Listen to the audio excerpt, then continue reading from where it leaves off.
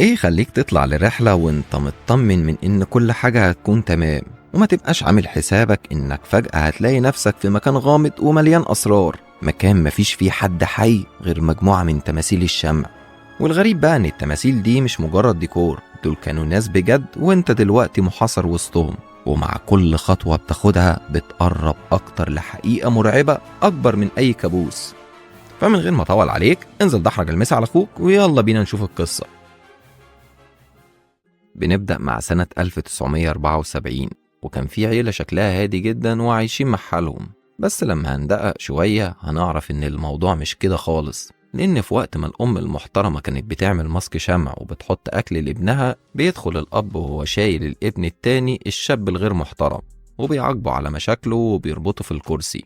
والواد كان باين على إيده إنها متشرحة من كتر ما كان بيتعلم الأدب.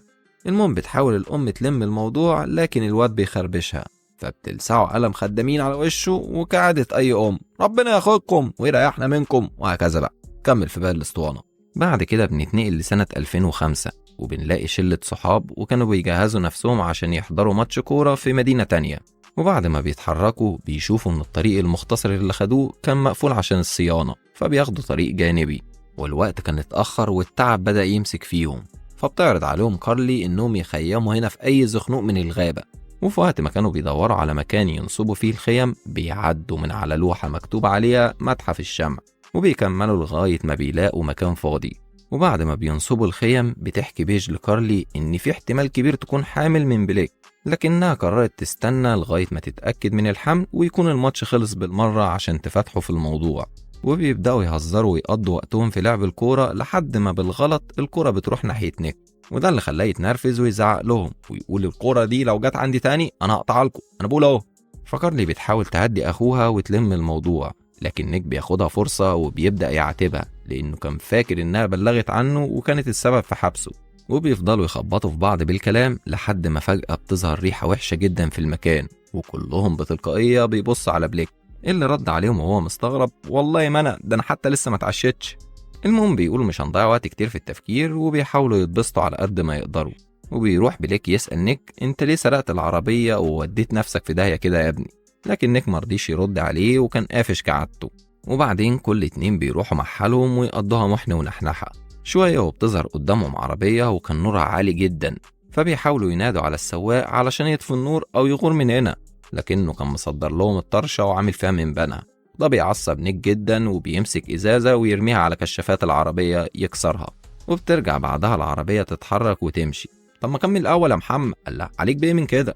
المهم إن من اللي حصل اتقلب دمهم ودخلوا يناموا. وبعد شوية كارلي بتسمع صوت حد بيتحرك بره، فقامت تدور وتلف حوالين الخيم، ولما مش بتلاقي حد بترجع تكمل نوم. وبيصحوا في تاني يوم يلاقوا إن الوقت سرقهم واتأخروا جدا، وشكلهم كده مش هيلحقوا الماتش، فبسرعة بيلموا حاجتهم علشان يتحركوا. وبيجي دالتون ويقول إن الكاميرا بتاعته اختفت، وفي وقتها ويد هو كمان بيكتشف إن سير الموتور الجديد اتقطع، وبدأ يتعصب وهو فاكر إن نيك اللي عمل كده علشان يغيظه. وعلى الناحية التانية كارلي وبيج كانوا بيلبوا نداء الطبيعة، وفجأة بتظهر الريحة الوحشة تاني وبيجرجرهم الفضول وبيمشوا وراها، لحد ما فجأة بتتزحلق كارلي وبتقع على حفرة مليانة بجثث للحيوانات. ولما بتركز شوية بتلاقي إن في وسطهم كانت إيد بشرية، فبتبدأ تصوت وتصرخ على الباقيين اللي بيجروا عليها ويطلعوها من الحفرة. ثواني وبيجي حد بعربية، بس واضح إن مش دي العربية من امبارح علشان كشافاتها كانت لسه سليمة. وبينزل منها راجل وبيبدأ يرمي في جثث الحيوانات على الحفرة. فبتسأله كارلي يا الإيد اللي في النص دي شفافة ولا إيه يا عمنا؟ مفيش أي رد فعل منك كده ليه؟ فبيروح يسحبها وبيوريهم إنها إيد صناعية كان لقاها مرمية على الطريق من كام يوم. وبعد ما الراجل بيعرف بمشاكلهم واللي حصل معاهم، بيعرض على ود إنه يجي معاه للبلد اللي جنبهم علشان يشتري سير جديد للموتور، وبتطلب كارلي إنها تروح معاه. والباقيين بيكملوا في طريقهم على أمل إنهم يسبقوا ويقطعوا تذاكر للماتش. وهم في العربية كانت كارلي أخدت بالها من نظرات الراجل ليها، وبدأت هي وود يقلقوا من إنه يطلع شخص غريب أو متحرش، لحد ما في لحظة لقوا الطريق قافل عليهم بترعة مية، فقرروا ينزلوا ويكملوا باقي الطريق ماشي على رجليهم. وفعلا بيوصلوا للبنزينة لكن بيلاقوها فاضية، وبتتصل بيج على كارلي وبتقول لها إنهم راجعين لأن الطريق زحمة ومفيش أمل يلحقوا الماتش. فبتقفل معاها كارلي وبترجع تكمل هي وود طريقهم للمدينة. لحد ما بيسمعوا صوت كان جاي من الكنيسة، فبيدخلوا يبصوا وبيشوفوا إنها جنازة، وكانت الأصوات أصوات صلاة المتوفي، وبيعتذروا منهم وبيطلعوا تاني. بس بعدها بثواني بيخرج واحد وبيعرفهم إن اسمه بو ويبقى صاحب البنزينة، ولما عرف إنهم بيدوروا عليه قال لهم خلاص قابلوني هناك بعد نص ساعة. فقرروا إنهم يضيعوا وقت ويستكشفوا باقي المدينة لحد ما بيوصلوا لمتحف الشمع، وبينبهروا هناك جدا بالمكان لأن كل حاجة كانت من الشمع، حيطان وتماثيل كله يابا من الشمع وشبه الحقيقة. كمان بيشوفوا لوحة ومكتوب عليها تاريخ المكان واسم صاحبته ترودي، وبتشوف برضه كراسي الأطفال اللي ظهرت في أول مشهد. ولما بتقف تبص في المراية بتشوف فجأة واحد شكله مرعب وواقف بيبص عليها من الشباك، فبتخاف وبتنده الود اللي خرج يتأكد من المكان وسابها لوحدها. بس كارلي من اللي شافته بدأت تتوتر وبقت مرعوبة أكتر من التماثيل اللي حواليها، وبتاخد كام خطوة لورا لحد ما بتخبط في تمثال كان شكله مشوه. وهنا بتتفزع أكتر وبتخرج تجري وبتسحب ود من إيده وتقول له بالله عليك نمشي من هنا. وفعلا بيرجعوا للبنزينة تاني، ولما بو اتأخر عليهم قرر ود إنه يدخل يفتش عن السير بنفسه، بس مش بيلاقي مقاس 15 اللي كان محتاجه، ولسه بيقول هنمشي بأي حاجة وناخد مقاس أكبر وخلاص. بيظهر بو فجأة وبيفتكر إن ود كان هيسرقه، فبيحاول يلم الموقف بسرعة ويقول له استنى بس يا عمنا وأنا هفهمك كل حاجة، فلوسك هناك على المكتب وأنا مش حرامي. ولما بيتأكد من أمانته بيقول له خلاص تعالى معايا للبيت وأنا هجيب لك السير من هناك. وهم ماشيين بدأ يحكي لهم حكاية كئيبة عن تاريخ المتحف، وبيقول إن المتحف ده في أيام عزه كان بيجيله ناس من كل حتة في الدنيا عشان بس يشوفوا شغل الفنانة ترودي. لكن للأسف الحياة مش بتكمل كده، لأن ترودي بتعرف إنها مصابة بورم في المخ، وجوزها واللي المفروض كان يساعدها في وقت زي كده كان مشغول بالمشاكل والقضايا اللي عنده، وبينتحر بعدها لما بيحس بالعجز وإنه مش قادر يقدم المساعدة. كمان بتموت الأم وبيسيبوا الأطفال في دار للأيتام. وبعد ما وصلوا البيت بو بيعرض عليهم يوصلهم لعربيتهم بعد ما يجيب السير، وبيدخل ود معاه للحمام وبيسيبوا كارلي تستناهم في العربية. وفي نفس الوقت كان نيك أخذ عربية بليك علشان يروح يجيب أخته ود، وبنعرف من كلامهم في العربية إن نيك ما كانش هو أصلا اللي سرق العربية، لكنه فضل يعترف على نفسه علشان يفضل صاحبه دالتون صفحته نظيفة. بنرجع تاني لود بعد ما خرج من الحمام وبدأ يستكشف المكان، وبياخد باله من شهادة الدكتور جوست رودي، وكان جنبها سرير عمليات ومليان أدوات طبية شكلها مش مريح. أما كارلي بره فكانت زهقت من الانتظار ونزلت من العربية، وهنا بتلاحظ إن عربية بو تبقى نفس العربية اللي نيك كسر كشافتها امبارح، وبيبدأ قلبها يدق بسرعة وبتجري تدوس على الكلاكس، ومعاها بتبدأ الأحداث تاخد منحنى خطير وقت ما الكهرباء بتقطع على ود مرة واحدة وبيلاقي إن الباب مقفول. وقبل ما بيلحق يستوعب إيه بيحصل بيكون في شخص وراه من الضلمة وبيقطع وتر رجله بالمقص علشان ما يعرفش يتحرك، وبعدين بيخبطه بحاجة على دماغه ويغيب عن الوعي. وكارلي واللي كانت مستنية بره بدأت تتوتر وتقلق أكتر، خصوصا إن ود مش بيخرج، فبتتصل على بيش بسرعة، لكن الأنم كانت مشغولة بحاجات تانية أهم. المهم تسيب لها رسالة وبتقول إن حياتها في خطر. وفي اللحظة دي بيخرج بو فبتخبي الموبايل وبترجع للعربية وتقفل على نفسها، وبترجع تسأله هو فين ود، بيقول لها إنه لسه تقريبا في الحمام. كل ده في الحمام ليه؟ هو كان عنده إمساك ولا إيه؟ المهم من ردوده بدأت تقلق أكتر ومش بترضى تفتح الباب، فبيكسر بو شباك العربية ويحاول يمسكها، لكنها بتدور العربية بسرعة وبتتحرك بيها ومش بتلحق تهرب لأن العربية بتغرز وبتقف. وهنا ما كانش قدامها حل غير إنها تخرج تجري للمدينة، وأول ما بتوصل للكنيسة بتدخل تطلب منهم المساعدة، بس ما كانش فيه منهم رد. ولما بتقرب أكتر بتشوف إن الناس اللي جوه مش بشر، دول يبقوا تماثيل شمع، وبتتأكد لما بتخبط في تمثال منهم وبيتكسر دراعه. وهنا بتفهم الصدمة إن التماثيل دي كلها كانت في الأصل بشر وتحولوا لشمع بطريقة مرعبة. وفي الوقت ده ويد كان اتسحب لمخبأ تحت الأرض واتحقن بمهدئ، وبعدين بيترمي عليه شمع سخن وبيغطي جسمه كله، وبقى مصيره زي مصير إخواته من تماثيل الشمع.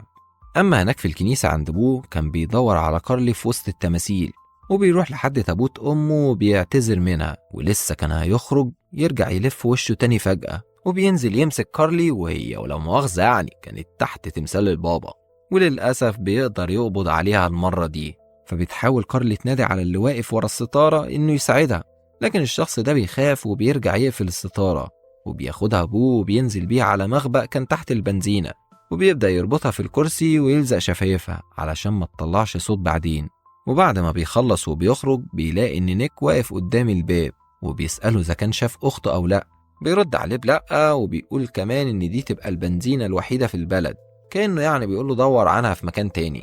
وكارلي تحت كانت سامعة كل حوارهم وبتحاول تلفت انتباه نيك وبتمد صوابعها من الفتحات، بس بيلمحها أبوه قبل نيك، فبينزل يعمل كأنه هيربط الجزمة، وقبل ما حد ياخد باله بيطلع كماشة وبيقطع جزء من صباعها، وطبعا صوتها كان مكتوم بسبب اللزق. وبعدها كان قدر يقنع نيك إن في احتمال يكونوا في متحف الشمع. وهنا ما كانش قدام كارلي أي حل غير إنها تشيل اللزق، وبتنادي على نيك بأعلى صوتها عشان ينزل يساعدها. وفعلا نيك بيسمع الصوت وبيضرب بوه وبيدخل للبنزينة، وبيرجع يقفلها من جوه وبينزل يكسر الباب اللي تحت ويفك كارلي. يا هلاوة. ومن الناحية التانية دالتون كان وصل متحف الشمع وبيشوف تمثال ود، وبقى فاكر إنه هيساعده لما يشيل طبقة الشمع ويفوقه، لكنه ما كانش يعرف إن بكده بيقطع في لحم ود، ومع كل جزء بيشيله كان بيموت من جواه 1000 مرة ومش قادر حتى يصرخ. وفجأة بيظهر شخص تاني من وراه وكان هيقتله، فبسرعة بيجري منه دالتون وبينزل يهرب لمخبأ تحت المتحف، لكن الشخص ده بينزل وراه وبيلحقه تحت وللأسف بيقتله. بنرجع تاني لنيك وكارلي اللي قرروا انهم يتصلوا على الشرطة، بس بيكتشفوا للأسف ان التليفون مفيهوش حرارة. وهنا كارلي بتفتكر ان الشخص اللي شافها من ورا الستارة ممكن يساعدهم، بس لما بيرجعوا لهناك وبيقربوا بيكتشفوا ان الشخص ده يطلع هو كمان تمثال شمع، والستارة بتتحرك بسبب جهاز معفن كده بيظبط الحركة. وبيفهموا ان كل اهل البلد كانوا اصلا بشر وتحولوا لتماثيل شمع. وهناك بقى عند الست الفاضلة والغير محترمة بيج كانت بتحاول تلطف الجو وبتفكر ازاي تفاتح بليك في موضوع الحمل، لكن فجأة الموسيقى بتقف لوحدها وبيخرج بليك يشوف فيه ايه، وراح وقال عدولي. فبتطفي النور وبتحاول تنام، بس بعد شوية بتلاقي ان في شخص غريب ومقنع دخل عليها الخيمة، فبتطلع تجري وهي مرعوبة وبتقع قدام بليك وبتشوف انه مقتول، وكأن القدر كان بيعاقبهم على شوية النقاصة اللي كانوا عايشين فيها. المهم بتكمل جري لحد ما توصل لمستودع، وبتلاقي هناك عصاية حديد في المكان، فبتاخدها معاها وتدخل العربية وبتحاول تكتم نفسها، لكن للأسف بيلاقيها هذا الوغد وبيقتل الصاروخ ابن كلاب البحر. ومع صرخة بيش كل اللي كانوا مع كارلي ونيك ماتوا واحد ورا التاني. بس يا راجل هو كده أحسن عشان ما افضلش مبهدلك معايا نروح ونيجي، لا خلاص هنفضل مع الناس دي على طول. المهم الناس دي بتفضل ماشية وبيفكروا ازاي يهربوا، لحد ما بيوصلوا قدام ازاز محل وبيكسروا نيك علشان يعرف يجيب القوس والسهم اللي كانوا مع التمثال. ثواني وبيوصل عمون ابوه على صوت كسر الازاز وبيضرب عليهم نار، بس ما تفهمش بقى هو كان احول ولا الظروف معنداه ولا المخرج غبي، لان مفيش حاجه بتيجي فيهم. فبتجري كارلي ونيك للسينما، وبرضه بيشوف ان كل اللي هناك عمال بمشاهدين كانوا تماثيل، فبتعمل كارلي نفسها تمثال وبتقعد معاهم. بس العم ابوه بيكشف الخدعه وبيضرب عليها نار، وهنا بيظهر نيك من وراه وبيضربه بالسهم، وبيرجع يستغل الفرصة ويهرب هو وأخته. ولما بيخرج وراهم بو كان نيك واقف مستنيه قدام الباب وبيضربوا سهم كمان يقتله أخيرا. وهنا بيقرروا إنهم يرجعوا البيت بو علشان تلاقي موبايلها، وبالمرة يشوفوا ود اللي كان دخل للحمام واتشفط من ثقب زمني تقريبا. ولما بتيجي تدور على الموبايل مش بتلاقي حاجة، وبيدخلوا البيت من باب الخلفي عشان يشوفوا ود. وجوه البيت كارلي بتقدر تشوفه بالصدفة ورق جرايد كان بيحكي عن التوأم الملتصق ولاد ترودي، وإن أبوهم يبقى هو اللي عمل عملية الفصل، وكان السبب برضه في تشوه وش طفل منهم. وهنا بنفتكر احنا كمان إن أبوه وقت ما كان بيكتف كارلي كان في علامات على إيده، بمعنى إنه الابن الأكبر اللي كانوا بيطفوا السجاير تحت بطاطه، أما الشخص التاني المقنع يبقى أخوه التوأم فينسنت. المهم شوية وبيدخل بو عليهم البيت وبيروح يشيل الأسهم، وبيطلع إنه كان لسه حي. وبعدها بتوصل عربية تانية وبينزل منها فينسنت، وكان شايل معاه على العربية جثث بيج وبليك، وبيدخل يقف قدام المراية عشان يعدل أجزاء الشمع في وشه. وبتفهم كارلي هنا من كلامهم إن أخوه بو كان بيستغله وأقنعه إن تحويل الناس لشمع دي تبقى وصية أمك قبل ما تموت، الله يرحمها أو يحرقها على حسب أنت تبع مين. فبتبدأ كارلي تتسحب بهدوء لحد ما بتوصل لأخوها نيك وبيسحبها معاه لتحت البيت. ومش يسكت بقى على كده، لا ذكاء أهله كان لازم يطلع، وبيفضل يخوزق في مفاتيح الكهرباء ويكشف مكانهم ابن المتخلفين. وبيرجعوا يكملوا طريقهم لحد ما بيوصلوا لدالتون، ولما بيحاول يشيلوا نيك بتقع راسه لوحدها. وهنا بيظهر فينسنت وبيجري عليه نيك علشان يمنعه، وبيفضلوا يدبوا في بعض شوية من الوقت لحد ما بيمسك نيك إناء شمع ويوقعه على الأرض علشان يمنعه من إنه يجري وراهم، وبياخد أخته وبيكملوا جري في النفق لحد ما بيلاقوا نفسهم جوه متحف الشمع. بس المرة دي كان العم بو مستنيهم، فبيجري عليه نيك وبيمسكه ويهريه ضرب، وكان خلاص هيخلص عليه، لكن العم بو بيسحب السكينة وبيطعنه بيها في رجله. فبتيجي كارلي وبتنزل عليه ضرب بالمضرب لحد ما تخلصنا من أمه تماما. في دخلت مين بقى عمنا؟ الحاج فينسنت، وكان لسان حاله بيقول عليا الطلاق بالتلاتة نقتلكم النهارده أو بكرة على حسب التسهيل يعني. فبتطلع كارلي تجري منه على الدور التاني، وكانت النار خلاص وصلت لمتحف الشمع، ومن الحرارة بدأت تسيح التماثيل والحيطان، وده سهل على العم فينسنت إنه يقطع الحيطة 2 بالسكينة. وبيدخل لكارلي، فبتحاول تقنعه إن بو كان بيلعب بيه وبيخدعه علشان يكون شريك معاه في الجريمة، لكن الكلام ده ما بيجيبش معاه أي نتيجة، وبيرجع يهجم عليها وكان خلاص هيقتلها قبل ما بيجي عمونا نيك الله يستره وبينقذ الموزع، وبيقدر يشيل القناع من على وشه وبتبان ملامح وشه المخيفة، وده كان السبب في إن تركيزه بيتشتت. فبيغمز نيك لأخته بسرعة إنها تسحب السكينة التانية من رجله، وبتعمل كده فعلا وبتقتله، وبعدها بيسيح الشمع وبيقع الدور بيهم بالكامل، وبينزل فينسنت على أخوه تحت وبيغرقوا الاتنين في بحر من الشمع. ومن حسن حظ كارلي وأخوها إنهم بينزلوا على مكان كان لسه ماسك نفسه شوية وتد يلا، وبيحاولوا يفتحوا فتحة في الحيطة يخرجوا منها قبل ما المكان يغرق بيهم. وبعد شوية بتكون وصلت الشرطة والمطافي وليلة كبيرة أوي سعادتك. ولما حققوا في اللي حصل اكتشفوا إن في أكتر من 70 جثة كانوا محبوسين جوه تماثيل الشمع، وبيكملوا شرح إن المدينة دي كانت مهجورة بقالها سنين، علشان كده محدش كان عارف أو يتوقع باللي بيحصل هنا.